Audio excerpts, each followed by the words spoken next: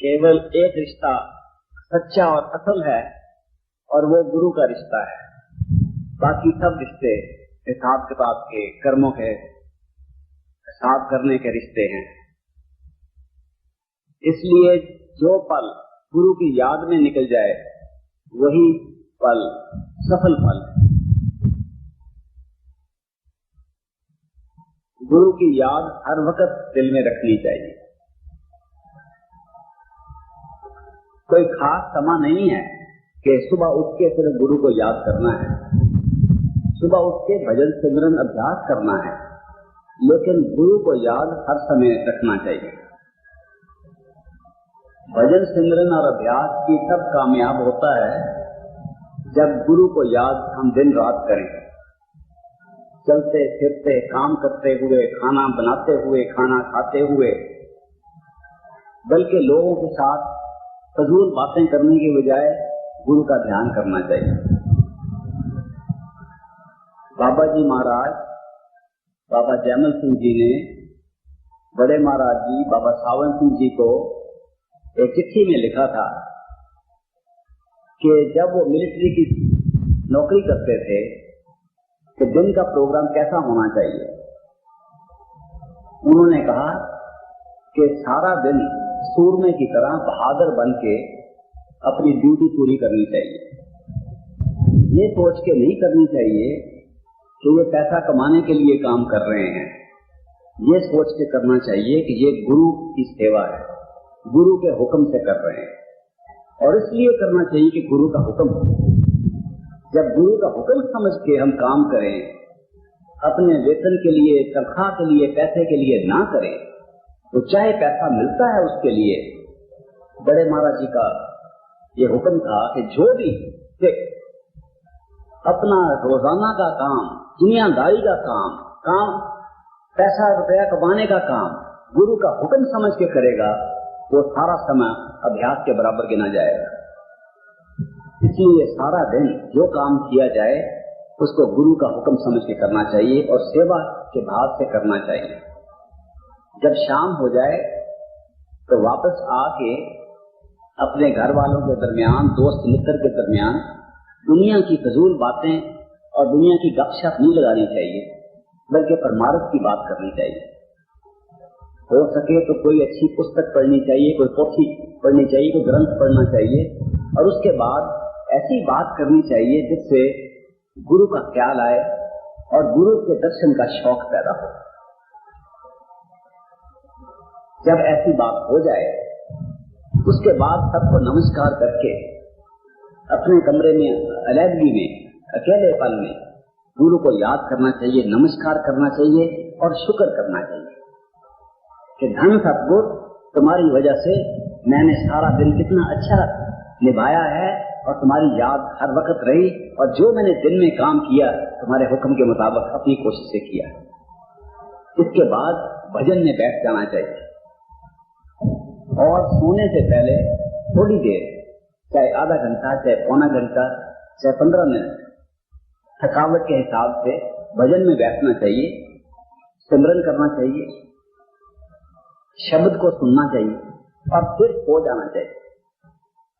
सुबह तड़के 3 बजे उठ के फिर अभ्यास को शुरू करना चाहिए। और सुबह का अभ्यास जो है बहुत अच्छा होता है। उस वक्त कोई शोर शराबा नहीं होता, सब सो रहे होते हैं, कोई जागता है। उस टाइम पे उठ के 3 बजे बहुत दयामेर हो रही होती है। सतगुरु एक दयामेर का भंडार और टोकरा लेके घूम रहे होते हैं कि कोई इंतजार कर रहा है। उस वक्त किसी ने गप्पा लेना है तो अच्छा मौका, वो टाइम अपना भजन सिमरन में लगा के तैयार हो जाना चाहिए। अगर समय है काम पे जाने के लिए तो फिर थोड़ी देर सो जाना चाहिए। उसके बाद तैयार होके सतगुरु का नाम फिर लेके अपने काम पर चले जाना चाहिए।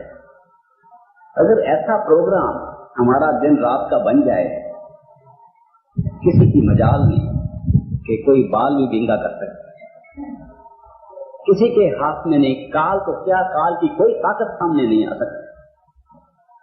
सतगुरु का सिमरन जो है, जो 5 नाम का सिमरन हमें नाम दान पे बख्शा गया है, उसमें इतनी ज्यादा ताकत है कि कोई नेगेटिव पावर, कोई काल की या मन की ताकत उसके सामने नहीं ठहर सकती, कोई दुनिया की ताकत उसके सामने नहीं ठहर सकती। आप आजमा के देख लो, 5 नाम का सिमरन इतनी ताकतवर चीज है, उसको दिन रात इस्तेमाल करना चाहिए, कभी कभी नहीं, दिन रात। मन को आदत डालने के लिए आप दिन रात सिमरन करो। जब ऐसा प्रोग्राम करोगे जैसा बाबा जी ने बड़े महाराज को लिख के भेजा, तो क्या होगा, मन को आदत हो जाएगी और मन खुद ब खुद आदत से सिमरन करना शुरू कर देगा। रात को सोते समय आप देखेंगे कि मन फिर भी सिमरन कर रहा है। अगर रात को नींद खुल जाए तो आप देखोगे कि मन उस वक्त भी सिमरन कर रहा है। एक दफा बड़े महाराज जी के पास मैं गया तो मैंने कहा, ये भजन करना, सिमरन करना मुश्किल होता है क्योंकि बहुत ख्याल मन में आ जाते हैं। तो बहुत मुस्कुरा के हंस के बोले, बेटा तुम क्यों कष्ट करते हो, तुम क्यों भजन करते हो, अपने मन से करवाओ। ये इतनी गंभीर बात उन्होंने कह दी, थोड़ी देर तो मुझे समझ नहीं आई। बाद में आहिस्ता आहिस्ता पता चला कि असल सिमरन वही है जो हम आंख बंद करके बैठ के अपने अंदर खुद ना करें, अपने मन से करवाएं और आप आनंद से मुस्कुराते हुए मन को सिमरन करता हुआ सुन सके। आपने कभी देखा है कि मन आपके अंदर हर समय बोल रहा है, कभी चुप नहीं होता। मन कभी एक सेकंड के लिए, एक मिनट के लिए चुप नहीं होता, हर समय बोल रहा है। आप आंख बंद करके देख लो, खोल के देख लो, जागते हुए देख लो, सोए हुए देख लो, मन सोचता जाएगा, कुछ ना कुछ बड़बड़ाता रहेगा, कुछ ना कुछ बोलता रहेगा। जिस चीज को हम विचार कहते हैं वो भी मन की बोली है। अब मन और आत्मा की जो गांठ बंधी हुई है, जो इकट्ठे ऐसे बंधे हुए हैं, उनको खोलना ही अभ्यास का काम है। अब जब ये दोनों बन जाते हैं तो हमें ये नहीं पता चलता कि हमारी आत्मा कौन सी है और हमारा मन कौन सा है। जब हम अभ्यास में बैठते हैं तो कई बार ऐसा मालूम होता है कि हमें खुद कष्ट करके सिमरन करना पड़ रहा है, लेकिन हमें सिमरन करने की आवश्यकता नहीं, मन से सिमरन करवाओ। मन हमें इसीलिए दिया गया। मन और आत्मा में फर्क ये है कि मन बोलता है, आत्मा सुनती है। आत्मा की 2 ताकतें हैं, नृत्य और सुर। नृत्य आत्मा की वो ताकत है जिससे आत्मा देख सकती है, सुर वो ताकत है जिससे सुन सकती है। सुनने और देखने का काम हमारी आत्मा का है, बोलने का काम मन का है। सभी महात्माओं ने कहा कि अगर आपने परमात्मा को पाना है तो खामोश हो जाओ। मुसलमान फकीर ने कहा है, खामोश पंज नौबत बिश्नौज आसमाने। अगर तुम खामोश होकर सुनो तो 5 नौबत 5 शब्द तुम्हारे अंदर गूंज रहे हैं। मुश्किल यह है कि हम खामोश नहीं होते, हमारा मन बोलता रहता है और हम समझते हैं ये हम बोल रहे हैं। हमारा मन विचार करता है, हम समझते हम विचार कर रहे हैं। हमारा मन दलील करता है, हम समझते हम दलील कर रहे हैं। इसलिए जब अभ्यास में सुबह 3 बजे उठ के आप सिमरन शुरू करो तो अपनी जगह, अपने आसन पे बैठ के, जो आंख के पीछे तीसरे सिर पे होना चाहिए, वहां बैठ के खामोशी से मन को सिमरन करता हुआ सुनो। मन से सिमरन करवाओ। वही मन जो दलील देता है, वही मन जो हमारे सिर के अंदर बोलता है, वही मन जो विचार पैदा करता है, ख्याल पैदा करता है, उसी मन से सिमरन करवाओ। और आप क्या करो, आप बैठ के चुप होके सुनो। सिमरन का पहला कोर्स है अभ्यास में। जब सिमरन का कोर्स पूरा हो जाता है तो आत्मा को आजाद करके सुनने की आजादी मिल जाती है। उस वक्त शब्द सुनाई आता है अंदर, वो शब्द जो मीठे से मीठे, सुरीले से सुरीली आवाज है, जो शुरू में घंटी की आवाज लगती है, वो आवाज तभी सुनाई आती है जब हम सुनने वाले बने। जब हम बोलने वाले बनते हैं तो वो आवाज सुनाई नहीं आती। जितनी देर हम विचार करते रहें, सोचते रहें, बोलते रहें अपने सिर के अंदर, वो आवाज सुनाई नहीं आती।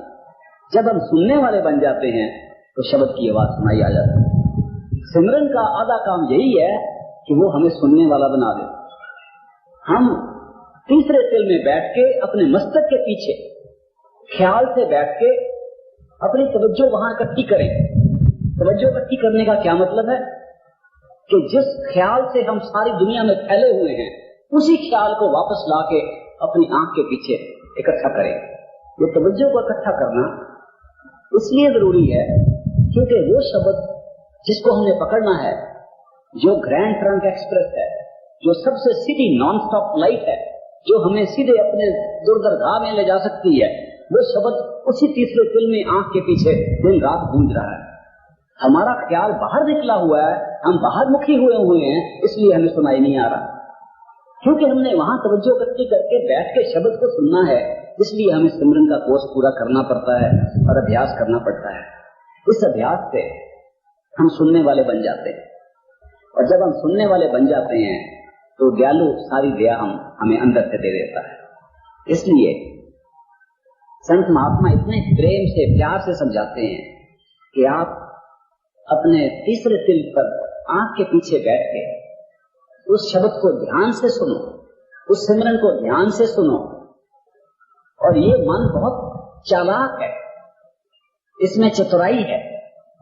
ये मन कोशिश करता है कि हम बाहर मुखी रहें। आप देखो, अगर आप आधा घंटा बैठते हो भजन और मन कहता है चलो कोई बात नहीं, आधा घंटा ले लो मेरे टाइम में से, बाकी तो मेरा ही टाइम है, और कल से फैसला कर लो कि नहीं आज तो मैंने 2 घंटे बैठना है। देखो पहले आधे घंटे में कितनी लड़ाई करेगा आपके साथ। पहला आधा घंटा नहीं बैठने देगा, क्योंकि आपने फैसला कर लिया कि 2 घंटे बैठना।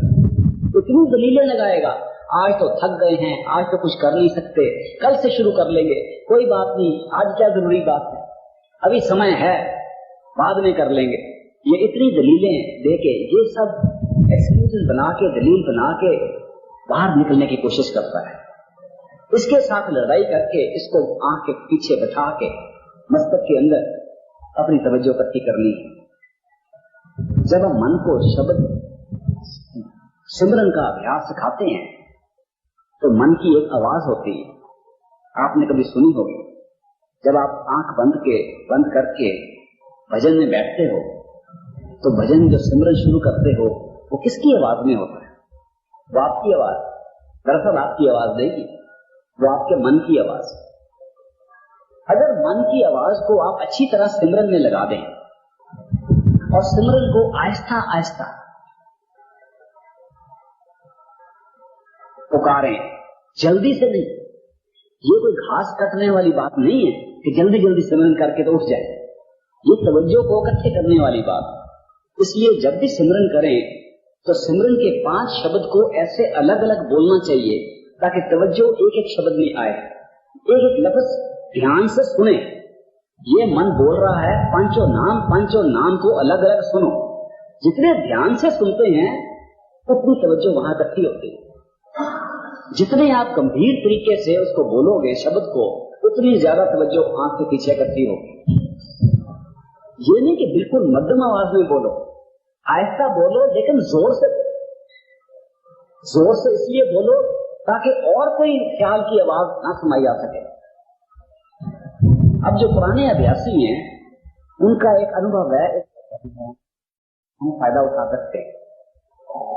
पुराने अभ्यासी कहते हैं कि जब वो सिमरन करते हैं और 5 नाम को जपते हैं, बार बार उसको जपते हैं, तो 5 नाम तो मन आराम से एक रूटीन तरीके से, एक आदत से बोल रहा है, लेकिन मन में एक और ताकत बोल रही है जो कहती है अब कब तक बोलना है, कितना टाइम हो गया है, अब कब उठेंगे, तुम तेज तो नहीं बोल रहे, जल्दी तो नहीं बोल रहे। वो कौन है? वो भी मन। जब हम मन को सिमरन में लगाते हैं तो मन की कोशिश ये होती है कि सिमरन को दबा के जुबान पे ले आए और आप फिर फ्री होके, आजाद होके बाहर भाग जाए। इसलिए हम सिमरन शुरू करते हैं, थोड़ी देर के बाद देखते हैं कि सिमरन तो जुबान पे आ गया है, मन फिर आजाद होके भाग गया है। उस भजन और सिमरन से हमारी तवज्जो यहाँ इकट्ठी नहीं होती, क्योंकि मन तो भाग गया, मन तो फिर विचार में चला गया और हम समझते रहे कि हम सिमरन कर रहे हैं और सिमरन जुबान पे आ गया, मन पे नहीं आया। सिमरन जुबान से नहीं करना, मन से करना। अगर मन दूसरी आवाज में बोलना शुरू कर दे तो पहली आवाज को बंद नहीं करना, दूसरी आवाज को उसी सिमरन में फिर शामिल कर लेना। अगर आप देखें कि भजन करते करते जब आप सिमरन कर रहे हैं तो उस वक्त एक और आवाज आपके दिमाग में बोल रही है, उस आवाज को भी सिमरन में लगा दो। दोनों आवाज का सिमरन सुनो। अगर तीसरी आवाज आए उसको भी सिमरन में लगाओ, रोकना नहीं सिमरन। 5 शब्द का सिमरन अपने तरीके से करते जाना है और जो भी आवाज आए उसको सिमरन में लगाओ। जब मन के साथ ऐसा तरीका आप इस्तेमाल करोगे तो मन अपने ख्याल से फिर किसी की शक्ल सामने ले आएगा। कोई बच्चा याद आ गया, घर वाली याद आ गई, घर वाला याद आ गया, कोई दोस्त मित्र याद आ गया, कोई काम करने वाला याद आ गया, कोई बिजनेस का काम याद आ गया, कोई ना कोई शक्ल सामने ले आता है। किस लिए? ताकि तवज्जो फिर बाहर जाए। अगर सिमरन करते करते अभ्यास में ऐसी कैफियत पैदा हो जाए कि मन कोई और शक्ल हमारे सामने ले आए तो लड़ाई नहीं करनी, जो सामने शक्ल आए उसको भी सिमरन में लगा दो। जो आवाज आए, जो शक्ल नजर आए, जब अभ्यास 3 बजे सुबह आप कर रहे हो सबको सिमरन पे लगाओ। आप देखोगे कि अगर इस तरीके से आप सिमरन करोगे तो ऐसा लगेगा कि सारी दुनिया सिमरन आपके सिर के अंदर कर रही है। जब आप सब तरीके के मन की आवाज को खामोश करके सबको सिमरन में लगा दोगे, अंदर से शब्द के धुनकार आपको सुनाई आ जाएगी। ये छोटा सा नुक्ता है जो कई कई बरस हम अपने टेक में लगे हुए अभ्यास को उसी तरह बना लेते हैं जैसे मंदिर में, मस्जिद में, गुरुद्वारे में जाने का काम है कि भाई ये तो करना है, चलो आज कर लिए, आज मत्था टेक के आ गए हैं। तो हम भजन सिमरन को भी ऐसा बना के वहीं के वहीं बैठे रहते हैं। लेकिन भजन सिमरन तो एक प्रैक्टिकल चीज है जो हमारे हाथ में दी गई है। सतगुरु की मेहर दया हो रही है, एक जिंदा सतगुरु हमें मिला है जो अंदर इंतजार कर रहा है। ये सिर्फ एक की बात नहीं है कि हमने हाजिरी लगानी है, ये तो पर्दा खोल के अंदर जाने वाली बात। अगर संत मत में हमने पर्दा खोल के अंदर नहीं गए तो क्या फायदा हुआ, बाकियों से हमारा क्या फर्क हुआ। इसलिए अगर एक कामल मुर्शिद, पूर्ण संत सतगुरु हमें मिल जाए और नाम का दान दे दे और तरीका बतला दे किस तरह हम अपनी तवज्जो को इकट्ठी करके आंख के पीछे उसको प्रत्यक्ष देख सकते हैं और उसको हमेशा अपने साथ रख सकते हैं, तो उसका फायदा पूरा उठाना चाहिए। मन की लड़ाई में, मन के चलाकी में नहीं आ जाना चाहिए। इसलिए सिमरन का कोर्स जो है बहुत जरूरी है और हर तरीके से मन से सिमरन करवाओ। चाहे मन किसी आवाज में बोले, किसी शक्ल में बोले, सबको सिमरन करवाओ। जब 3 बजे उठो और 5:30 तक करवा के ही जाओ। मन लड़ाई करे, मन उठने की कोशिश करे, नहीं उठने देना। पांव में दर्द हो जाए, टांग में दर्द हो जाए, कहो आज तो तुम्हें पकड़ के हमने बैठाना। कुछ हो जाए, कल की बात कल देखेंगे, आज तो बैठो। अगर इस तरीके से हम मन को काबू करें और उसको सिमरन में लगाएं तो शब्द की आवाज अंदर प्रकट हो जाती है। जब शब्द की आवाज आ जाए तो सिमरन को छोड़ सकते। दोनों करने की जरूरत नहीं है। सिमरन का कोर्स इसीलिए करते हैं ताकि अंदर शब्द को पकड़ सके। शब्द वो ताकत है जिससे सारा संसार पैदा हुआ, जिसको हम अपना आप समझते हैं, जिसको हम आत्मा समझते हैं, जिसको हम समझते हैं हमारी जान है, जिससे हम महसूस करते हैं, हम देख सकते हैं, बोल सकते हैं, दुनिया में जिंदा है। वही ताकत शब्द, उसी को शब्द कहा जाता है। शब्द सिर्फ मामूली आवाज नहीं है, शब्द जान की जड़ है। शब्द वो ताकत है जिससे सब कुछ हमें नजर आ रहा है। शब्द हुआ जिससे सब कुछ पैदा हुआ। शब्द हुआ जिससे सब धरती, सारी कायनात कायम हुई। इसलिए वो शब्द की दुनकार जो अंदर आ रही है उसको पकड़ने के लिए हम सिमरन का अभ्यास करते हैं। शब्द की आवाज जब ना भी आए, थोड़ी थोड़ी आवाजें शुरू हो जाती हैं। आप सिमरन का कोर्स पूरा करो और मन को डट के बैठा के करो तो आप देखोगे कोई ना कोई आवाज सुनाई आ जाती है। 10 आवाजें ऐसी हैं जिनमें कशिश की ताकत नहीं है, वो खींचती नहीं है, लेकिन प्रैक्टिस के लिए, अपने साधारण तरीके के सुनने की ताकत के लिए, सुनने की आदत के लिए वो काम आ जाती हैं। वो कैसी आवाजें हैं? जैसे कोई रेलगाड़ी पुल पर जा रही, जैसे कोई बादल आसमान में गूंज रहा है जब बारिश होने वाली है, तूफान आने वाला है, जैसे कोई इंजन चलता चलता बंद हो जाए बड़े कमरे में तो उसकी शां शां की आवाज रह जाती है, जैसे कोई चिड़ियां छोटी छोटी दूर से बोल रही हैं तो चू चू थोड़ी सी करती आवाज, वो दूर से वो आवाज आती है, जैसे कोई बींडा बोल रहा है। ये छोटी छोटी आवाजें जो हैं ये बहुत पहले शुरू हो जाती हैं, हम ध्यान नहीं देते। आप देखोगे जब आप सिमरन कर रहे हो तो कई किस्म की आवाजें खुद ब खुद सुनाई आनी शुरू हो जाती हैं। जब ये आवाजें आए, आप इनको सुनो। इन आवाजों को सुनने से मन और आत्मा का जो बंधन है वो टूटता है और आत्मा अलग हो जाती है, क्योंकि आत्मा के पास से सुनने की ताकत है, सुर्त की ताकत है। और जब आप उसको सुनोगे तो सामने प्रकाश आएगा। आप किसी किस्म की आवाज को सुनना शुरू कर दो, आप देखोगे कभी इधर से लाइट आ गई, कभी कोई रंग नजर आ गया, कभी कोई ऐसा नजारा नजर आता है जैसे कोई चीज चलती हुई एक तरफ से आती है दूसरी तरफ से निकल जाती है, जैसे कोई डिजाइन बन के, कोई पैटर्न बन के, कोई अलग अलग रंग में लाइट में सामने से आके गुजर जाते हैं। जब ऐसे कैफियत हो जाए भजन सिमरन में, तो उसका मतलब है कि तवज्जो खींच के आंख के पीछे तीसरे दिल पे आ रही है। उस वक्त मन कोशिश करता है कि ऐसे नजारे के पीछे भागे, उसको कभी नहीं होने देना चाहिए। आपको कुछ नजर आए, आप तीसरे दिल पर बैठो, आंख के पीछे बैठो, बाहर नहीं निकलना। एक बार एक मेरे मित्र ने कहा, वो सत्संगी था, उसने कई बरस नाम लिया था, भजन भी करता था, लेकिन कहने लगा मुझे कुछ नजर नहीं आता। कई बरस हो गए नाम लिए, मैं भजन भी करता हूँ, मांस मछली नहीं खाता, शराब नहीं पीता, सारे असूल पर चल रहा हूँ, लेकिन अंदर कुछ नजर नहीं आता, मन नहीं लगता। तो ये क्या बात है? थोड़ी देर बात करने के बाद पता चला कि जब भी कोई चीज उसको नजर आती है वो बाहर भाग जाता है और बाहर बैठ के वो भजन करता है। उसकी बात से मुझे इतना अचंभा लगा, हैरानी हुई कि उसके बाद मैंने कुछ सत्संगियों के पास जाके पूछा कि आप जब भजन में बैठते हो तो कहां बैठते हो? किसी ने कहा हम अपने कमरे के कोने में बैठते हैं, किसी ने कहा हमने छोटा गद्दा रखा हुआ है उसको रख के बैठते हैं, किसी ने कहा हमारे पांव में दर्द है, कोई आर्थराइटिस है, रूमेटिज्म है, इसलिए हम कुर्सी पे बैठते हैं, किसी ने कहा हमने एक मंदिर छोटा सा बनाया हुआ उसमें बैठते हैं, किसी ने कहा हमने खुद घर में गुरुद्वारा बनाया हुआ है, वहां ग्रंथ साहब का प्रकाश करते हैं, उसके सामने बैठ के भजन करते हैं। किसी ने ये नहीं कहा कि मैं माथे के मस्तक के अंदर बैठ के सिर में बैठता हूं। सबने ये कहा कि हम बाहर गद्दी में, कुर्सी में, बाहर कमरे में बैठते हैं। तो मुझे इस बात की हैरानी हुई कि अगर हम आंख बंद करके कमरे में बैठ जाएं तो हमारा ध्यान कहां जाएगा? कमरे में ही रहेगा। जब हम आंख बंद करके कहीं हम भजन में बैठे हुए हैं तो हमारा ख्याल क्या होगा? इधर दीवार है, सामने दरवाजा है, ऊपर छत है, नीचे फर्श है, और उस ख्याल में हम चाहे 2 घंटे बैठ के उठ जाएंगे, कमरा भी वही रहेगा, हम भी वही रहेंगे।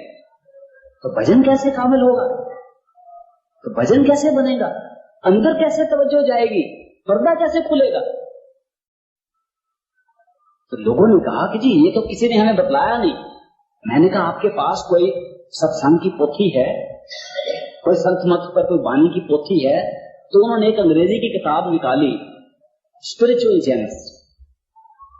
स्पिरिचुअल जेम्स में बड़े महाराज जी की चिट्ठियां हैं जो सत्संगियों ने लिखी थी। तो वो कहने लगे कि ये जो बात आप कह रहे हो कि सिर के अंदर बैठ के भजन करना चाहिए, तीसरे दिल पे बैठ के शुरू करना चाहिए, ये तो हमने सुनी नहीं बात। हमने यही सुनी थी आंख बंद करके भजन करना चाहिए। तो मैंने वो पुस्तक खोली और साधारण तौर पे उसके जब सफ़े देखे, उसके वर्क देखे, तो एक पेंसिल लेके मैंने जहां भी बड़े महाराज जी का हुक्म था कि भजन सिमरन शुरू ही नहीं हो सकता जब तक आप अपनी तवज्जो आंख के पीछे तीसरे दिल पर ना रखो। जहां भी उन्होंने ये हुक्म दिया था मैंने टिक मार्क करना शुरू कर दिया। 5 मिनट में 16 जगह ऐसी निकल आई। उन्होंने कहा कि हम बाहर मुखी होकर पहले ही बैठे हुए हैं, विचार हमारे बाहर के आ रहे हैं, थोड़ा टाइम हमें मिलता है, थोड़ा समय मिलता है कि हम अपने अंदर बैठ के देख सके। अंदर कहां? मस्तक के अंदर, सिर के अंदर, तीसरे दिल पे।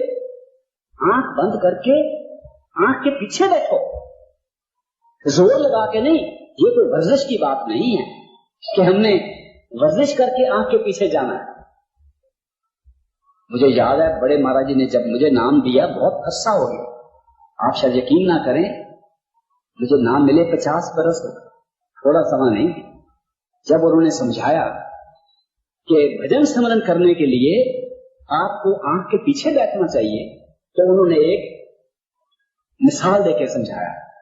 उन्होंने अपनी उंगली ऐसे ऊपर की और कहने लगे, ये देखो, ये उंगली मेरे ऊपर है, ख्याल करो मैं इस उंगली के ऊपर बैठा हूं। तो वजन तो नहीं पड़ रहा, ख्याल ही है ना।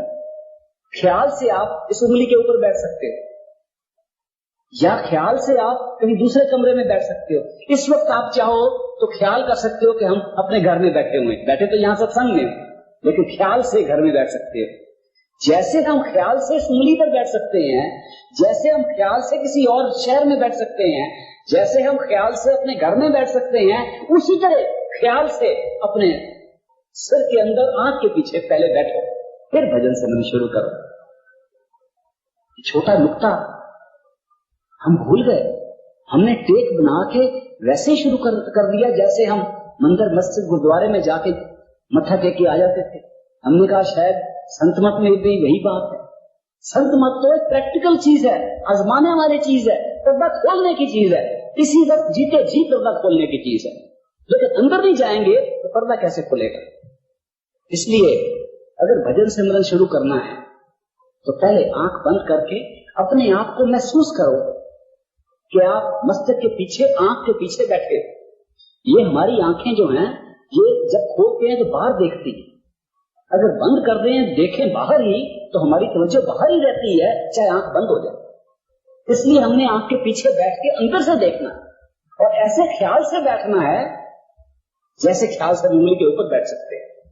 आंख बंद करके ये सोचना है ये शरीर और मंदिर है, ये शरीर उसका गुरुद्वारा है, कोई बाहर गुरुद्वारा है ही नहीं, वो नकल बनाई गई है।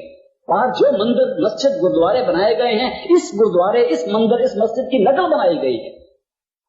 असल मंदिर, असल गुरुद्वारा, असल मस्जिद यही शरीर है और इसी शरीर के अंदर बैठना है, बाहर बैठ के कैसे पूछ सकते हैं? इसलिए जब हम इस शरीर के अंदर बैठते हैं और महसूस करते हैं कि ये शरीर तो एक मकान है, और आंख बंद करके महसूस करें इस मकान के अंदर बैठे हैं। अजीब शक्ल है मकान की, इंसान के शरीर की तरह बने हुए है कि मकान, और इस तरह बैठे कि मकान हिले नहीं। आप मकान में बैठते हो, अगर हिल जाए तो कहते हैं भूचाल आ गया। अगर शरीर में बैठ के भजन सिमरन करना है और शरीर हिलता रहे तो भूचाल आ रहा है। शरीर को ऐसे बिठाना है जैसे ये पक्का मकान, और अच्छे गार्डर डाल के, अच्छे लोहे से, सीमेंट से पक्का बनाया गया है। और फिर आंख के पीछे ऐसा पक्का फर्श बनाओ कि सुत नीचे ना जा सके। ये भजन शुरू करने से पहले, सिमरन करने से पहले आप अपने शरीर के अंदर बैठो और ख्याल से आंख के पीछे ऐसा पक्का फर्श बनाओ कि उस पर बैठ के आप नीचे ना जा सको, क्योंकि जब भी हम नीचे जाते हैं तब सो जाते हैं। आप देखोगे कि भजन में अगर तवज्जो आंख के नीचे जाए तो हम सो जाते हैं, नींद आती है। आपको पता है हम कितनी बार सो जाते हैं? भजन करते करते सिर नीचे जाता है। क्यों? क्योंकि हमारी तवज्जो नीचे जाती है। अगर आप ये ख्याल से, अंदाजे से, अपनी इमेजिनेशन से पक्का फर्श बना के उसके ऊपर बैठो और देखो कैसा अजीब मंदिर है, इसके ऊपर देखो कैसा गोल सिर बना हुआ, इसके दोनों तरफ दीवारें ऐसी हैं, उसके बाहर कान लगे हुए, नीचे शरीर, एक नाक है, मुंह है, सारा शरीर नीचे है और हम यहाँ बैठे हुए। ऐसा ख्याल करके फिर वहां बैठ के सिमरन शुरू करो। देखो तवज्जो इकट्ठी होती है। कमरे का तो सवाल ही नहीं है, बाहर की दीवारें कहां चली गई, आप तो अंदर की दीवार के अंदर आ गए। इसलिए ये जो हमें प्रैक्टिकल तरीका बतलाया गया है, ये बहुत ही कम लोगों को पता है। एक कामल मुर्शिद सिर्फ बतला सकता है, जो जिंदा सतगुरु हमें मिल गए उनसे पता चला। अगर हम किताबें ही पढ़ते जाते हमें कभी ये बात पता नहीं चलनी थी। हमारी कितनी खुशकिस्मत है ये हम सबकी कि एक जिंदा सतगुरु मिलने से हमें ये सारी बात पता चल गई कि यही हर मंदिर है, इसी के अंदर जाना है, जो कुछ मिलना है इसी के अंदर मिलना है। और जो हमारा पर्दा है हमारे मन में डाला हुआ है, मन को नहीं सुनना, मन को सिमरन में लगाना है, पर्दा खोल के अंदर जाना है। कितनी बड़ी बात है। अगर हम इस तरीके से, ढंग से तीसरे तिल पे बैठ के सिमरन करें तो आहिस्ता आहिस्ता तवज्जो वहां इकट्ठी हो जाती है और हम भूल जाते हैं कि हमारे हाथ कहाँ हैं, हमारे पांव कहाँ हैं। 15 मिनट में नहीं, आधे घंटे में, आधे घंटे में नहीं, 2 घंटे में, आज नहीं तो कल, कल नहीं तो परसों, आप देख लो। जब आप इसको एक साइंसदान की तरह तजुर्बा करने के लिए अपनी तवज्जो इकट्ठी कर रहे हो तो रोज ना रोज कोई ना कोई उसका रिजल्ट निकलेगा, कोई नतीजा निकलेगा। आप रोज के रोज देखोगे कि ये कोई टेक वाली बात नहीं है, ये कोई ब्लाइंड फेथ, कोई अंधा विश्वास नहीं है। ये जिंदा विश्वास, ये रोज के रोज आप नई चीज देख सकते हैं। और जब नई चीज देखोगे तो फिर जो मन आज लड़ाई कर रहा है, लड़ाई करके आपको बाहर रख रहा है, उसको लज्जत आ जाएगी, वो आपका दोस्त बन के आपके साथ अंदर जाएगा। ये मन की लड़ाई भी टेम्पररी होती है, तब तक लड़ाई करता है जब कोई अंदर लज्जत नहीं है, जब अंदर कोई मजा नहीं आ रहा। जब बैठते हैं तो मुश्किल लगता है, तब मन बाहर भागता है। जब अंदर लज्जत आ जाए, अंदर रस आना शुरू हो जाए, अंदर के नजारे पसंद आने शुरू हो जाए, अंदर की चमकीली रोशनियां और रंग अच्छी लगनी शुरू हो जाए, तो मन खुद ब खुद आपके साथ चलना शुरू कर देगा और तवज्जो हाथ से पांव से निकल के इकट्ठी होके आंख के पीछे इकट्ठी हो जाएगी। वहां आप क्या देखेंगे? एक ऐसा टाइम आएगा जब आपको ये नहीं पता लगेगा कि आपके हाथ कहाँ हैं, सामने रखे हुए हैं कि घुटनों पर रखे हुए हैं, जहां रखे हुए हैं, कहाँ हैं। कई बार तो खोल के देखना पड़ता है कि हाथ कहाँ गए, हाथ वही है, तवज्जो खींची गई, पांव कहाँ है। जब हाथ और पांव से तवज्जो निकलती है तो थोड़ी देर के बाद ऐसा महसूस होता है कि हम हवा में हैं, बिल्कुल हल्के हो गए, जैसे हमारा शरीर नहीं है, उड़ रहा है। शरीर तो वही है, लेकिन तवज्जो जब यहां से ऊपर को जाती है तो ऐसा महसूस होता है कि हम हवा में हैं। जब आप और तवज्जो यहां लगाएंगे तो अपने शरीर को भूल जाएंगे और एक सूक्ष्म शरीर को लेके आप चल फिर सकते हैं और आप अपने शरीर को भजन में बैठा हुआ देख सकते हैं। ये कोर्स, पहले कोर्स की निशानी है। इतनी तवज्जो इकट्ठी करने से आप देखेंगे कि ये शरीर आप अपना आप नहीं था, ये तो एक मकान था, ये कपड़ा था, हमने पहना हुआ था, हम छोड़ के निकल गए, फिर पहन सकते। इतनी तसल्ली होने के बाद फिर हम अपना सफर शुरू कर सकते हैं। जब तक हम यहां बैठे हुए हैं हम फंसे हुए, पिंजरे में फंसे हुए। जब यहां से निकल के अपने आप को आजाद कर लें, फिर हम अपना जो स्पिरिचुअल जर्नी है उसको शुरू कर सकते हैं। संत मत का सफर वहां से शुरू होता है। उस शरीर में भी फिर उसी तरह अभ्यास करके अपनी तवज्जो को इकट्ठी करके उसको भी छोड़ सकते हैं, और मन का शरीर रह जाता है उसको भी छोड़ सकते हैं। जब आत्मा पार ब्रह्म में जाके नंगी हो जाए और आत्मा पर कोई बाहर का गिलाफ ना रहे, तब आत्मा कह सकती है मैं आत्मा हूं, मन नहीं था, मन अलग था। सोचने वाली ताकत अलग थी, ये तो सुनने वाली ताकत और देखने वाली ताकत अलग है। सुनने वाली ताकत और देखने वाली ताकत, सुख और निर्भ जो आत्मा में है वो अलग होके फिर वो गुण गा सकती है। और बड़े महाराज जी कहते थे कि कामल मुर्शिद का जो संत मत है, जो मत है, कामल मुर्शिद का जो मत है वो वहां से शुरू होता है। लोग कहते थे कि पार ब्रह्म कब पहुंचेंगे, यहां तो ब्रह्म प्रकृति तक हम नहीं पहुंच सकते। तो वो कहते थे भाई वहां आ जाओ, हमारा मत तो वहां से शुरू होता है। क्यों? क्योंकि हमारे जो कर्म है हमें यहां लेके बैठे हुए हैं। हम अपने आप को अमीर समझते हैं, गरीब समझते हैं, यहां की करेंसी के मुताबिक समझते हैं। यहां मैं आया तो मैंने कुछ दिरहम ले लिए, अमेरिका में गया डॉलर ले लिए, हिंदुस्तान में गया रुपए ले लिए। जितने रुपए मेरे पास ज्यादा है उतना मैं अमीर, जितने डॉलर ज्यादा है उतना अमीर हूं, जितने दिरहम ज्यादा है उतना अमीर। क्यों? क्योंकि ये सिक्का जो है ये यहां चलता है। जितना सिक्का यहां मेरे पास होगा उतना मैं अमीर हूं, जितना मैं अमीर हूं उतना सामान खरीद सकता हूं, जितना खरीद सकता हूं उतना इकट्ठा कर सकता हूं, उतना दूसरों को बतला सकता हूं मैं आपसे ज्यादा आगे हूं। लेकिन ये सारा सिक्का यहीं का यहीं इस शरीर के साथ रह जाता है। जब ये शरीर मरता है, आप हम देखते हैं लोग मर के गुजर के जा रहे हैं, कोई नहीं अपने साथ पैसा लेके गया। कोई अमीर गरीब यहाँ का अपनी अमीरी गरीबी को ऊपर ले जाके नहीं ले जा सका। सूक्ष्म शरीर में जाके ये डॉलर ये सिक्का काम नहीं आता, वो सिक्का काम आता है, वहां भी अमीर गरीब है। आप देखोगे शरीर को छोड़ के आप ऊपरली मंजिल में चले जाओ, वहां भी अमीर गरीब है, लेकिन ये सिक्का वहां नहीं चलता। कौन सा सिक्का चलता है? सूक्ष्म शरीर में कर्म का सिक्का चलता है। आप नेक कर्म करो आप अमीर हो वहां, बुरे कर्म करो आप गरीब हो। कर्मों का सिक्का वहां तक चलता है। अच्छे कर्म करने से अच्छे कर्म आपके साथ जाते हैं, आप वहां भी अमीर। अगर आप सूक्ष्म शरीर को छोड़ के अपने कारण शरीर में, मन के शरीर में चले जाओ तो कर्म भी पीछे रह गए, उनका कोई काम नहीं। आपकी इंटेंशन जो है, किस गरज से आप काम करते हो, वो वहां का सिक्का। लोग अच्छे नेक इरादे से चलते हैं, उनका सिक्का वहां चलता है। जिनके इरादे खराब हैं, चाहे कर्म कोई हो, वो गरीब के गरीब है वहां भी। लेकिन जब आत्मा मन के देश को, ब्रह्मांड को छोड़ के सचखंड की तरफ चलती है तो वो सिक्का भी वही रह जाता है। ना इरादे काम आते हैं, ना कर्म काम आते हैं, ना यहाँ की माया काम आती है। फिर क्या काम आता है? पार ब्रह्म और उसके ऊपर सिर्फ एक ही सिक्का चलता है, उसका नाम है प्यार और भक्ति। अगर आपके दिल में प्यार और भक्ति है तो आप वहां भी अमीर हो, चाहे आपने वो धन यही इकट्ठा किया हो। इसलिए प्यार और भक्ति का सिक्का सचखंड तक चलता है।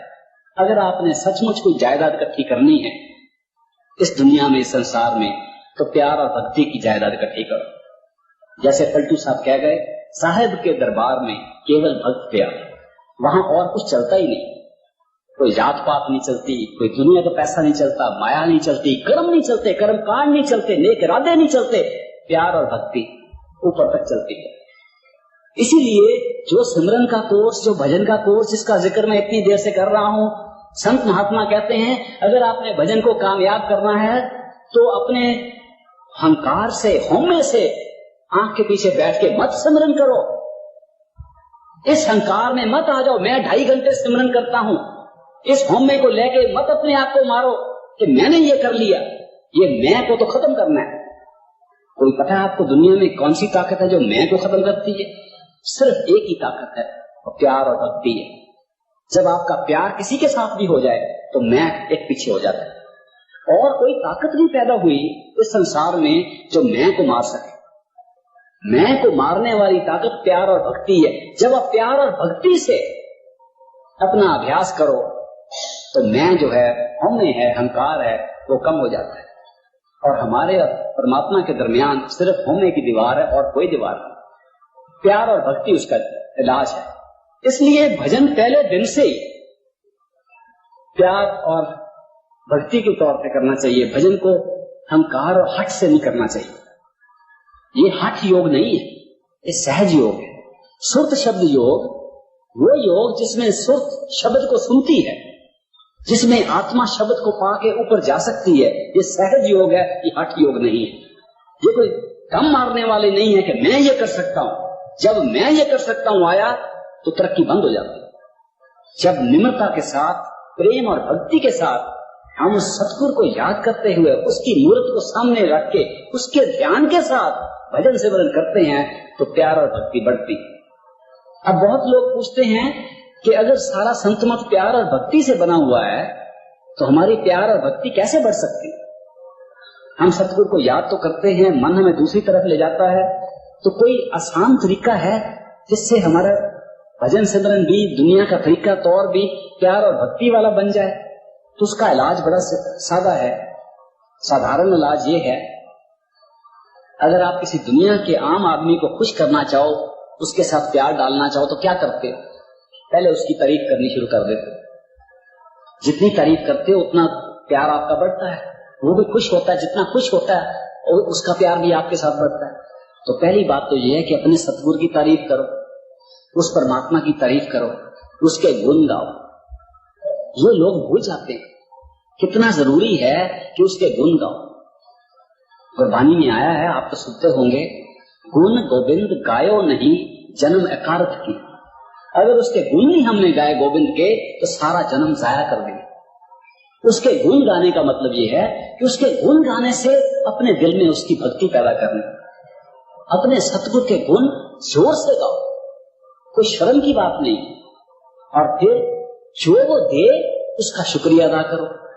गुण गाओ और शुक्र करो, प्यार और भक्ति खुद ब खुद बन जाती है।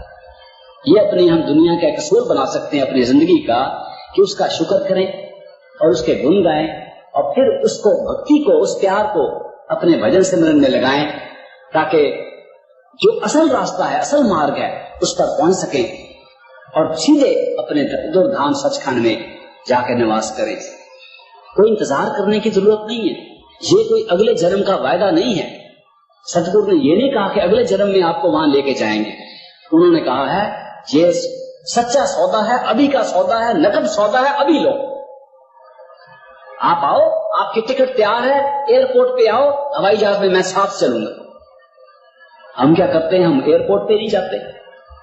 अगर हम एयरपोर्ट पर ही ना जाएं, हवाई जहाज हवाई अड्डे पर ही ना पहुंचे, तो सफर कैसे करेंगे? सतगुरु वहां खड़े, इस संत मत के मार्ग में वो एयरपोर्ट हवाई अड्डा कहाँ है? आंख के पीछे, तीसरे दिल पर है। सतगुरु कहाँ इंतजार कर रहा है हमारा? आंख के पीछे, तीसरे दिल में, खुद इंतजार कर रहा है। और आप देख सकते हो उसी रूप में इंतजार कर रहा है जिस स्थूल रूप में हमें नाम बख्शा है। वो स्थूल रूप में क्यों आया? हमारे लिए आया।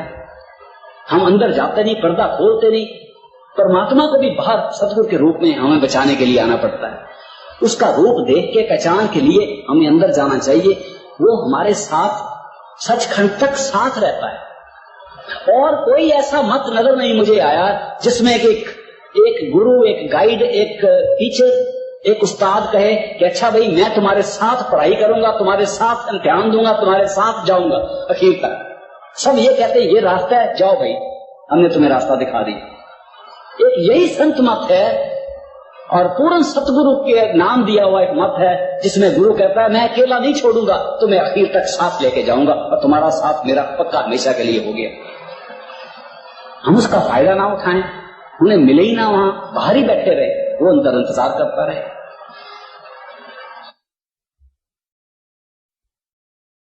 सचखंड से आए हैं, क्या करो, इतनी संगत इतने हो रही है, कलयुग का जमाना है, इनसे भजन सिमरन हो नहीं रहा, पूरा भंडार अपना बांट देते दे देते। तो आपने फरमाया कि मैं तो टोकरा लेके एक दिन निकला था कि अगर कोई इंतजार कर रहा है तो मैं दे दूं। 3 बजे लेके मैं सबके पास गया, घर घर में गया, सब सो रहे थे, मैं वापस टोकरा लेके आ गया। अगर हम उनको मिलने के लिए भी तैयार नहीं है, उठने के लिए तैयार नहीं है, हमारी नींद ज्यादा प्यारी है, तो फिर हम क्या नियामत पाएंगे, क्या फायदा उठाएंगे उस इतनी बड़ी नियामत का जो हमें सतगुरु से मिली है। इसलिए इस चीज का पूरा फायदा उठाना चाहिए, बहस मुबासे में नहीं पढ़ना चाहिए। हम ज्यादा पढ़ लिख के कई दफा फंस जाते हैं। एक पढ़ा लिखा आदमी एक कुएं में गिर गया, तो पानी में फंस गया, तो थोड़ी देर रोया पीटा, फिर उसने सोचा मैं कैसे फंस गया हूं, कैसे निकल सकता हूं। उतनी देर में एक आदमी आया, उसने देखा कि एक आदमी कुएं में नीचे गिरा हुआ है, तो रस्सी लेके आया और रस्सी नीचे डाल दी और कहा भाई तुम नीचे गिरे हुए हो, ये रस्सी को पकड़ लो, या तो रस्सी को पकड़ के खुद बाहर निकला और नहीं तो मैं खींच के बाहर निकाल देता हूँ। तो पढ़ा लिखा आदमी अंदर कहता है कि मैं रस्सी को क्यों पकड़ूं, पहले मुझे समझाओ कि मैं कैसे यहाँ गिरा, फिर मेरी तसल्ली करो कि अगर मैं रस्सी को पकड़ूंगा तो बाहर निकल आऊंगा, फिर मेरी ये तसल्ली करो कि अगर बाहर निकलूंगा तो फिर दोबारा ना गिर जाऊं। तो बाहर जो आदमी था उसने कहा देखो भाई मैं तुम्हें बचाने के लिए आया हूँ, तुम रस्सी को पकड़ के बाहर तो आओ, बाहर चलते चलते तुम्हारे सारे प्रश्न के उत्तर मैं दे दूंगा, सारी बात बाहर कर लेंगे। उस जगह नहीं, पहले मेरी तसल्ली करो, पहले मेरे सारे प्रश्न का जवाब दो, तब मैं रस्सी पकड़ूंगा। उसने रस्सी फेंक दी, कहता जाओ बेटे तुम कुएं में ही रहो। हम पढ़ लिख के अपने प्रश्न करते बहस करते करते वही बैठे रहे, बजाय इसके कि हमें मौका मिला है कि हम जाके अंदर पर्दा खोल के अंदर जाके देखें क्या है। बहस कर रहे हैं, क्या पता अंदर है कि नहीं है, कब आएगा, इन संशयों में, विचारों में, शक में बैठे हुए बहस कर रहे हैं, दूसरों को भी बहस में लगा रहे हैं, अपने आप को भी बहस में रख रहे हैं, अंदर बेचारे पर्दा नहीं खोल रहे। ये संत मत तो प्रैक्टिकल आजमाने वाली चीज है, अभी आजमा के देखो, ये बातों वाली चीज नहीं है, ये खुद आजमा के खुद देखने वाली चीज है। अंदर जाए तो पता लगे। आजकल देखो कितना मुश्किल हो गया, संतों के दर्शन नहीं होते, हम कोशिश करते दृष्टि कहाँ उनकी मिल जाए, एक एक दृष्टि से कितने कर्म करते हैं। एक कहानी याद आ गई, आप भी सुन के शायद खुश हो। नारद मुनि एक होते थे, आपने नाम सुना होगा, कई ऋषि मुनि हमारे भारत में, इंडिया में हुए हैं। एक मुनि हुए, उनका नाम था नारद। नारद मुनि ब्रह्मा जी के शिष्य थे और ब्रह्मा जी को प्रकट किया हुआ था व्यास में। एक दिन उन्होंने देखा कि लोग भागे जा रहे हैं, तो उन्होंने पूछा भाई तुम कहाँ जा रहे हो? कहते संत आए हैं, उनके दर्शन करने जा रहे हैं। दूसरे गांव में गए, वहां लोग भागे जा रहे हैं, तो भाई कहाँ जा रहे हो? दर्शन करने जा रहे हैं, महात्मा आए हुए हैं। बड़े हैरान हुए कि ये लोग दर्शन से क्या पा सकते हैं, कोई योग अभ्यास करें तो उनको कुछ मिले, दर्शन से क्या मिल सकता है? तो अपने अंदर नारद मुनि ने ब्रह्मा जी को प्रकट किया और ये प्रश्न किया कि ब्रह्मा जी ये लोग भागते हैं कि संतों के दर्शन करने हैं, दर्शन का क्या फायदा? ब्रह्मा जी ने कहा अच्छा ऐसा प्रश्न है तो ऐसा करो, तुम साथ वाली नगरी में जाओ, उस गांव में एक तालाब है, उस तालाब के अंदर एक सांप है, उस सांप से प्रश्न करो वो तुम्हें उत्तर देगा। तो नारद मुनि ने ब्रह्मा जी के हुक्म के मुताबिक उस नगरी में जाके पूछा कोई इस नगरी में तालाब है? पता लगा हाँ जी पीछे एक छप्पर है, तालाब है। वहां पहुंच गए, वहां देखा एक सांप अपना सिर उठाए पानी में खड़ा है। तो सांप को कहने लगे, सांप जी महाराज हमें ये बतलाइए कि ये संतों के दर्शन करने का क्या फायदा है? तो सांप ने सिर फेंक लिया और मर गया। तो नारद मुनि बहुत हैरान हुए, फिर अंदर भजन में ब्रह्मा जी को प्रकट किया और कहा, ब्रह्मा जी आपने कहा था कि उस गांव में जाओ और सांप इस प्रश्न का उत्तर देगा, तो सांप तो मर गया, उसने जवाब नहीं दिया। तो ब्रह्मा जी ने कहा अच्छा ऐसा हो गया, कोई बात नहीं, अब तुम दूर वाले उस गांव में जाओ। उस गांव के अंदर एक सुनियारा रहता है, उसके पिछले आंगन में एक पिंजरा है, उसमें एक तोता है, उस तोते को पूछो, वो तुम्हें उत्तर देगा।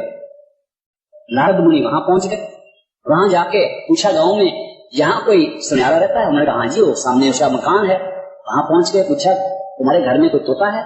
तो सुनियारे ने पहचान लिया, मुनि जी आप यहाँ आए, तोते के बहुत ऊंचे भाग हैं, जो आप उसको पूछने के लिए आए? हाँ मेरे पिंजरे में तोता है। कहा लाओ तोते से मैंने बात करनी है। तोता सामने आ गया, तो पिंजरे में उनसे बात की। तोता जी महाराज ये बतलाइए कि संतों के दर्शन करने का क्या फायदा है? इस बात को सुन के तोता ने सिर फेंक दिया और मर गया। नारद मुनि बहुत हैरान, फिर ब्रह्मा जी को प्रकट किया कि ब्रह्मा जी ये किस पहेली में मुझे डाल रहे हो? वो तोता भी मर गया, वो तो प्रश्न का जवाब ही नहीं मिला। तो ब्रह्मा जी ने कहा अच्छा ऐसा हुआ, कोई बात नहीं, अब तुम दूसरे शहर में जाओ, वहां एक राजा है, राजे के महल में जाओ, उसकी जो बड़ी बेगम है उसके घर बच्चा पैदा हुआ है, उस बालक से जाके पूछो तो वो तुम्हें उत्तर देगा। तो नारद मुनि ने कहा तोता सांप तो ठीक था, बालक के साथ ऐसा ना हो जाए, दिल धड़क रहा था। लेकिन वहां ब्रह्मा जी के हुक्म के मुताबिक पहुंच गए और वहां जाके राजा को इतला दी। राजा बहुत खुश हुआ, नारद मुनि खुद आए हैं। महल से बाहर निकल के कहा नारद मुनि जी आप खुद दर्शन के लिए आए, कृपा बड़ी आपने की, मुझे कहते मैं आ जाता। नारद मुनि बड़े गंभीर कहने लगे आपके घर पे बच्चा पैदा हुआ है आपकी बेगम के? उनका हाँ जी अभी रानी ने एक जन्म दिया एक बच्चे को। नारद मुनि ने कहा मैंने उससे प्रश्न करना है, मुझे अकेले नहीं बात करने देना। राजा ने कहा जी उसके बालक के बहुत ऊंचे भाग है। तो नारद मुनि उसको मिलने के लिए आए हैं, बालक को अलग बैठा दिया और नारद मुनि ने बालक को कहा अलग में, हे बालक महाराज मुझे ये बतलाओ संतों के दर्शन करने का क्या फायदा है? और वो छोटा बालक बोल पड़ा, उसने कहा नारद मुनि मैं वही तोता हूँ जो तुमने सुनियारे के घर में देखा, और मैं वही सांप हूँ जो तुमने तालाब में देखा। तुम संत नहीं हो, तुम महात्मा नहीं हो, तुम एक ऋषि मुनि हो, एक योगी हो, लेकिन तुम्हारे दर्शन से, एक दफा के दर्शन से मेरी सांप की जूनी कट के एकदम परिंदे की जूनी में आ गई। दूसरी दफा मैंने तुम्हारा दर्शन किया, सीधा बाकी कर्म कट के मैं सीधा मनुष्य जन्म में आ गया हूँ। ये तुम्हारे एक ऋषि मुनि के दर्शन से मुझे फायदा हुआ है, संतों के दर्शन से 1000 गुना फायदा ज्यादा होता है। हमें पता ही नहीं है कि जब संत महात्मा के दर्शन हम करते हैं कितने कर्म हमारे कटे जाते हैं, उनकी संगत में कितने हमारे पिछले कर्म, दूसरे अगले कर्म कटे जाते हैं और हमारे लिए सब कुछ साधारण हो जाता है। भजन सिमरन जो नहीं बनता वो बनना शुरू कर देता है। दर्शन का बहुत फायदा है। इसी तरह दृष्टि का उससे भी ज्यादा फायदा है। जब एक संत सतगुरु हम पर दृष्टि डाले, दर्शन तब है जब हम संत के दर्शन करें, हम संत महात्मा को देखें। दृष्टि तब है जब संत महात्मा पर तवज्जो देके हमें देखें। अगर ऐसा कभी मौका मिल जाए तो उस दृष्टि का इतना फायदा है, इतने बड़े बड़े कर्म कट जाते हैं, उसका कोई हिसाब ही नहीं। कभी इतने इतने बड़े महात्मा ने कहा है कि आधे घंटे की कंपनी जो है सतगुरु की, वो सारी उम्र की कमाई, सारी उम्र की किताबों की पढ़ाई से ज्यादा ऊंची है। इसलिए हमें जब मौका मिला है, एक परम संत सतगुरु से नाम मिला है, उनके दर्शन का कभी कभी मौका मिलता है, उसका पूरा फायदा उठाना चाहिए। ये दर्शन करें, उनकी दृष्टि ले, अपने कर्म हमारे कटे, भजन सही तरीके से करें, ये समझ के कि हमें ये मौका मिला है, पर्दा खोलने अंदर जाना है, दुनिया को ठीक कर दें, अपनी जिंदगी को उसके हवाले करें और शरण में रहें। इससे ज्यादा ऊंचे भाग क्या हो सकते। एक महात्मा ने कहा है कि अगर शरण पे आ जाओ तो तुम्हारे सारे काम पूरे हो जाएंगे। आप सेवा में और शरण में आ जाओ। सेवा आपको पता है 3 किस्म की है, तन मन और धन की सेवा। आपने सुना होगा एक राजा जनक होता। राजा जनक को बहुत शौक था कि मुझे कोई असल ज्ञान मिले, कोई असल गुरु मिलके मुझे ज्ञान दे। उसने अपने वजीरों को कहा, अपने सेक्रेटरीज और वजीरों को कहा कि मुझे असल ज्ञान चाहिए, मुझे पता लगे हम क्यों यहाँ मनुष्य जन्म में आए हैं, क्यों इस सृष्टि में आए हुए हैं, क्या हमारा मकसद है। तो ऋषि इतने हमारे मुल्क में हैं, किसी से हमें जवाब लेकर दो। उसके वजीरों ने कहा, बादशाह जनक, हमारे मुल्क में, हिंदुस्तान में तो बहुत लोग गुण ज्ञान वाले हैं, तुम एक हवन करो और सब साधुओं को बुला लो और वो तुम्हें तुम्हारा जवाब दे देंगे, तुम्हारा उत्तर मिल जाएगा। तो राजा जनक ने एक बहुत बड़ा हवन किया, बहुत साधु ऋषि मुनि सब इकट्ठे हो गए। तो राजा जनक ने भेष बदलकर उनके दरमियान में घूमना शुरू कर दिया, ये सोच के कि कोई ना कोई मुझे ज्ञान की बात कान में पड़ेगी तो पता चल जाएगा कि हम दुनिया में क्यों आए हैं, क्या मकसद है, हम इस नगरी में से निकल सकते हैं, नहीं निकल सकते, असल बात क्या है।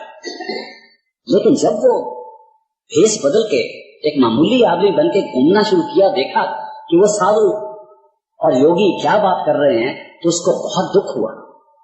उसने देखा कि वो साधु ज्ञान की बात तो क्या कर रहे हैं, वो सिर्फ वेद शास्त्र की बात कर रहे हैं और अपने घमंड में बैठे एक दूसरे को कह रहे हैं, मैं तुम्हारे से ज्यादा जानता हूँ, मैंने तुम्हारे से ज्यादा ग्रंथ पुथी पढ़ी है, तुमने कम पढ़ी। वो अपने घमंड में, अपने अहंकार में, हम मैंने इतने फंसे हुए हैं, कई तो आपस में सचमुच लड़ाई कर रहे हैं और मुक्केबाजी पर आ गए। उसने कहा, इनसे क्या ज्ञान मुझे मिलेगा, ये तो पढ़े लिखे हैं लेकिन बूढ़े हुए नहीं है, ये तो पोथियों के फकीर हैं, ये तो लफ्जों के कीड़े हैं, इनके पास ज्ञान कहाँ है, ये तो ग्रंथ पोथी याद करके बैठे हुए हैं लेकिन इनका पर्दा नहीं खुला, इनको कुछ पता नहीं। उदास होके अपने महल में वापस आ गया और वजीरों को कहा कि ये तो मुझे ज्ञान नहीं दे सकते। तो वजीरों ने कहा, हे बादशाह, तुम्हें अगर सच्चा ज्ञान लेना है तो एक दिन के हवन से क्या बनेगा, तो बड़ा 7 दिन का हवन करो, अच्छे पूरी वगैरह हलवे अच्छे बनाओ, खाना अच्छा दो, ये मक्खी की तरह सारे और आ जाएंगे और सारे हिंदुस्तान से बुलाओ। तो राजा जनक ने 7 दिन का हवन किया और सबको बुला लिया और दूर दूर तक डंडवा पिटा दिया कि ऐसा हवन हो रहा है, सारे महात्मा, सारे योगी, सारे पंच। तो बहुत से वहां खेमे लगा दिए, तंबू लगा दिए, लोग इकट्ठे हो गए, साधु महात्मा। और राजा ने फिर भेष बदल के एक मामूली इंसान बन के उनके दरमियान में घूमना शुरू कर दिया और 7 दिन और रात घूमता रहा तो कोई ज्ञान की बात उसके कान में पड़े। तो जो जो उसने सुना उसको पता लगा कि सब होने की बात है, ज्ञान की बात कोई नहीं। सब पढ़े लिखे हैं, अपनी बातें करते हैं, जोर जोर के अल्फाज उनको आते हैं, शब्द आते हैं, लेकिन ज्ञान किसी के पास नहीं। दुखी होकर अपने महल में आ गया और कहने लगा, मुझे नहीं पता था कि ये सब खाली कोड़े बैठे हुए हैं लेकिन सिर्फ लफ्ज याद करके अपनी ताकत दूसरों को दिखा रहे हैं। ये पढ़े लिखे लोग हैं लेकिन इनके पास ज्ञान नहीं। तो तब उसके वजीरों ने कहा, राजा, अगर तुम ऐसा ज्ञान ढूंढ रहे हो, असल ज्ञान ढूंढ रहे हो, तो वो हवन में से नहीं मिलेगा। और उस ज्ञान के लिए जो असल कामल मुर्शिद है, जो पूर्ण संत सतगुरु, पूरा गुरु है, वो तुम्हारे हवन तो नहीं आएगा।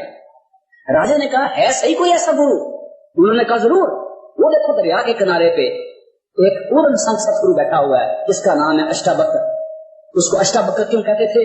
क्योंकि उसके पीठ में खुद था और 8 चक्कर बनते थे ऐसे, इसलिए उसको अष्टावक्र बोलते थे। उसका शरीर थोड़ा खराब था लेकिन आंख में बहुत चमक थी, मस्तक में उसके चमक थी। तो राजा को उन्होंने कहा, उसके पास जाओ और उसके शरीर को मत देखो, उसकी आंख में देखो, उसके मस्तक को देखो और उससे ज्ञान लो। राजा फौरन चला गया और अष्टावक्र के कुटिया में पहुंच के उसने कहा, महाराज, मैं राजा के तौर पे नहीं आया, मैं भिखारी के तौर पे आया हूं, तो मुझे असल ज्ञान दो। तो अष्टावक्र ने कहा, राजा, तुम बड़ी निम्रता से आए हो, कल तुम्हारे महल में आके हम जरूर असल ज्ञान देंगे। अगले दिन राजा ने सारे अपने पड़ोसी राजे, महाराजे, रानियां, दूसरे सबको इकट्ठा कर लिया, हॉल भर दिया और अष्टावक्र के इंतजार में बैठ गए और स्टेज पर 2 कुर्सियां रख दी, एक अपने लिए, एक अष्टावक्र के लिए। अष्टावक्र अपने 4-5 साथियों के साथ आया, उन्होंने अपने जोड़े उतारे दरवाजे पर और सीधे स्टेज पर पहुंच गए। तब अष्टावक्र ने देखा कि लोग जो हैं वो उसके शरीर को देखकर हंस रहे हैं। राजा के जितने संबंधी थे उन्होंने कहा, राजा की तो अकल खराब हो गई है, ऐसे आदमी से ज्ञान लेगा? हमने सोचा था कोई अच्छा पढ़ा लिखा आदमी बुला के हमें कोई भाषण सुनवाएगा, कोई ज्ञान की बात करेगा, ये क्या सत्तुबा आदमी बुला लिया, इससे ज्ञान लेगा? जब वो आपस में ऐसी बात कर रहे थे तो अष्टावक्र स्टेज पर बैठ गया और राजा को कहने लगा, राजा जनक, आज चमड़े का क्या भाव है? तो राजा ने कहा,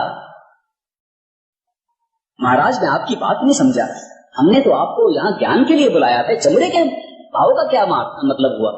अष्टावक्र ने कहा, क्यों ये सब चमड़े के दलाल यहाँ नहीं बैठे हुए? तो राजा ने कहा, नहीं महाराज, ये तो मेरे रिश्तेदार बैठे, ये तो राजे महाराजे हैं, ये तो मेरे फैमिली के मेंबर बैठे हुए हैं यहाँ। तो अष्टावक्र ने कहा, मैं समझा शायद चमड़े के दलाल हूँ, क्योंकि सब ने मेरी चमड़ी देखी, मुझे तो देखा ही नहीं। तब लोगों को ख्याल आया कि ये तो समझदार आदमी है, तो चुप होके बैठ गए। तब अष्टावक्र ने कहा, राजा तुम कैसा ज्ञान चाहते हो? राजा ने कहा, महाराज ऐसा ज्ञान चाहिए कि आप मुझे सारी उम्र के अभ्यास में लगा दो और अगले जन्म में ज्ञान मिल जाएगा। मुझे फौरन ज्ञान चाहिए, चुटकी वाला ज्ञान चाहिए, इसी वक्त मिलने वाला ज्ञान चाहिए। तो राजा ने कहा, चुटकी बजाने में भी तो टाइम लगता है, तुम चुटकी किसको कहते हो? वो कहने लगा, मैं घोड़सवार हूँ, घोड़े पर चलता हूँ, जितना समय मैं रकाब में पांव रख के काठी पर बैठने में लगाता हूँ उसको चुटकी समझता हूँ। आप उतने समय में ज्ञान दे दो तो मुझे मंजूर है। अष्टावक्र ने कहा, राजा जरूर तुम्हें ऐसा ही ज्ञान मिलेगा, लेकिन ऐसे ज्ञान की कीमत देनी पड़ेगी। तो राजा ने कहा, मैं कोई कीमत देने के लिए तैयार हूँ, मेरे खजाने खुले हैं, जो मूल्य मांगते हो मैं इस वक्त देने के लिए तैयार हूँ। राजा ने अपना वजीरों को कहा, जो कुछ अष्टावक्र मांगे इसको दे दो। अष्टावक्र ने कहा, मुझे 3 चीजें चाहिए, सिर्फ 3। तो राजा ने कहा, 10 लो, 15 लो, मैं तो अपना हुक्म दे रहा हूँ, सब कुछ देने के लिए तैयार हूँ। अष्टावक्र ने कहा, 3 ही काफी है, 3 चीजें मुझे दे दो, मैं उसी वक्त तुम्हें चुटकी वाला ज्ञान दे देता हूँ। तो उन्होंने कहा, जी कौन सी 3 चीजें? तो अष्टावक्र ने कहा, मुझे अपना तन दे दो, मुझे अपना धन दे दो और मुझे अपना मन दे दो। जब ये तीनों दे दोगे मैं तुम्हें उसी वक्त चुटकी में ज्ञान दे दूंगा।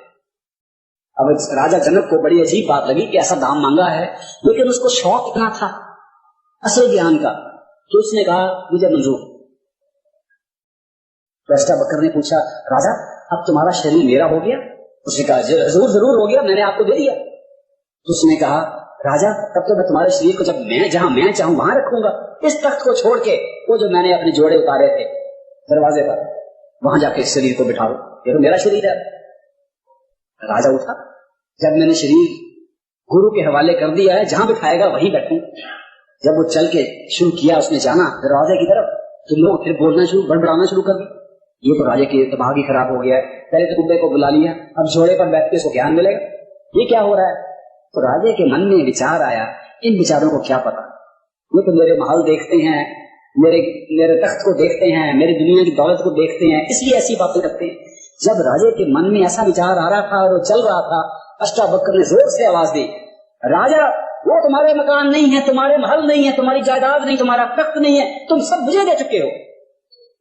तो राजा ने कहा, वो सच कह रहा है, वो तो सब धन दौलत मैंने इसको दे दिया, धन तो मैंने अपना सारा गुरु को दे दिया है, ये कैसे मुझे विचार आया? जब ये विचार आया तो अष्टावक्र जोर से बोला, राजा तुम्हारा ये इख्तियार भी नहीं है कि क्या विचार आए क्या ना आए, तुम अपना मन भी मुझे दे चुके हो। तो राजा ने अपना सिर ऐसे पकड़ लिया, कहा, ओ मैं तो सोच भी नहीं सकता, मेरा विचार की ताकत भी मैंने दे दी। जब ऐसे सिर पकड़ा, अभी जोड़े के पास नहीं पहुंचा था, तो अष्टावक्र ने अपनी तवज्जो वहां से दी और राजा को ज्ञान हो गया। अष्टावक्र ने कहा, राजा वहां बैठने की जरूरत नहीं, वापस आ, वापस बुला के तख्त पे बिठा दिया और कहा, राजा क्या तुम्हें ज्ञान मिला? राजा ने कहा, जरूर मिला, सही असल ज्ञान मिला। अष्टावक्र ने कहा, ज्यादा समय तो नहीं मैंने लगाया? उसने कहा, नहीं महाराज आपने कम समय लगाया, चुटकी से भी कम समय लगाया। उसने कहा, कोई सवाल है? राजा जनक ने कहा, कोई सवाल नहीं।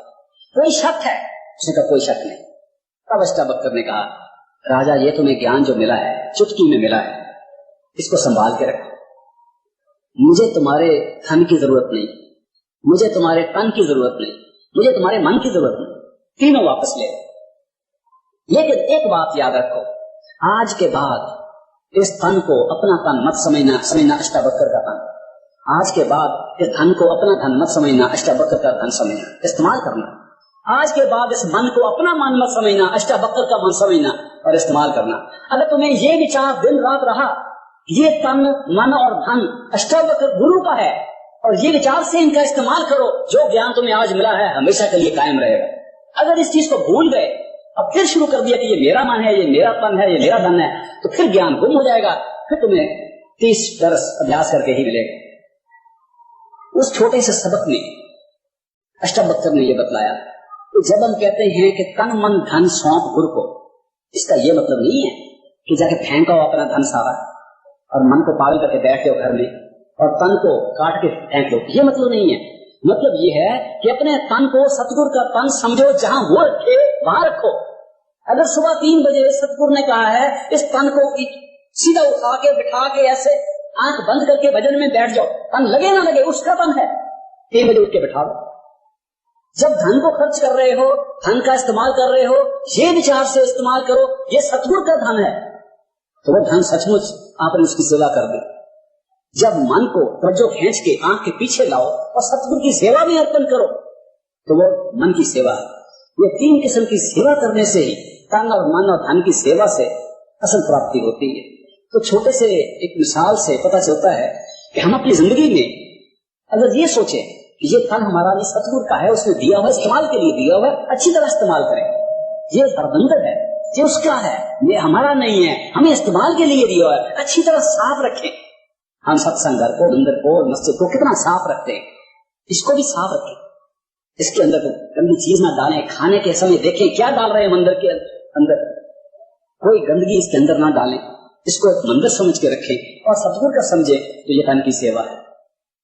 अगर धन का इस्तेमाल ये सोच के करें ये सतगुरु का है, उसने इस्तेमाल के लिए दिया हुआ है, तो धन की सेवा है। अगर मन को हम सतगुरु का समझ के उससे स्मरण करवाएं, उसकी ड्यूटी लगा दें कि हर सुबह बैठ के ड्यूटी करो, तुम उसके हो, हम सौंप चुके हैं, तो वो मन की सेवा है। अगर ये तन मन धन की सेवा करें तो अवश्य है कि हमें वो प्राप्ति हो, वो अंदर पर्दा खुले और अंदर से लाइट हो जाए, प्रकाश आ जाए, शब्द सुनाई आ जाए, जिसका इंतजार हम सबको है। ये प्रैक्टिकल चीज है। मैंने आपको एक तोते की तरह सुना दी है। मैं भी एक तोते की तरह बोलता हूँ। आपने कभी देखा है तोता? तोता कैसे बोलता है? जो सुनता है वही बोलता है। मैं भी जो सुनता रहा सतगुरु से वही आपसे सुना दिया। ये न समझना कि मैं अपनी किसी ताकत से बोलता हूँ, ये सतगुरु की ताकत है। सतगुरु की सुनी सुनाई बात आपको सुना रहा हूँ। इसको आप अगर हृदय में रखोगे तो आपको बहुत फायदा रहेगा। आप अगर इसका अमल करोगे तो और भी फायदा रहेगा। एक पढ़ा लिखा आदमी सुथरे को ले गया सत्संग में, पहली तुक पड़ी तो सुथरा उठ के चल पड़ा। तो उसने कहा पढ़े लिखे ने, भाई अभी तो सत्संग शुरू हुआ है, तुम कहाँ जा रहे हो? कहने लगा ये जो तुक सुनी है इस पर अमल कर रहा हूँ, फिर आके अगली तुक सुनूंगा। उसका क्या फायदा? अगर एक कान से सुन के दूसरे से निकाल के मैं चला गया और यही का यही छोड़ गया, तो सत्संग में आने से, कोई वचन सुनने से तभी फायदा है जो कुछ हम सुने उस पर अमल करें। एक भी तुक याद रहे, एक भी लाइन याद रहे, एक भी बात याद रहे, उसको अमल में ले आए तो सारी दुनिया कायाकल्प हो सकती है, सारी दुनिया में तब्दीली हो सकती है।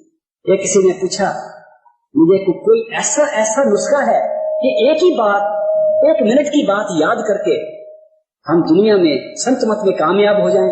तो मैंने कहा हर एक लाइन गुरु ग्रंथ पढ़ लो, एक तुक उसकी काफी है जन्म के लिए।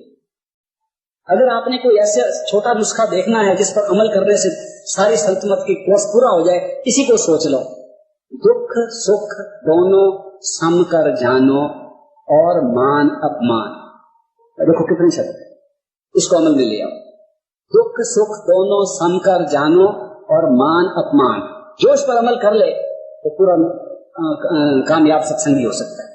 इसलिए ये अमल की बात है, इसको सुन के यहाँ ही छोड़ देना चाहिए, अपने घर ले जाके रोज इस पर अमल करना चाहिए। मैंने आपको ये बात सुना दी, आपके दर्शन हुए,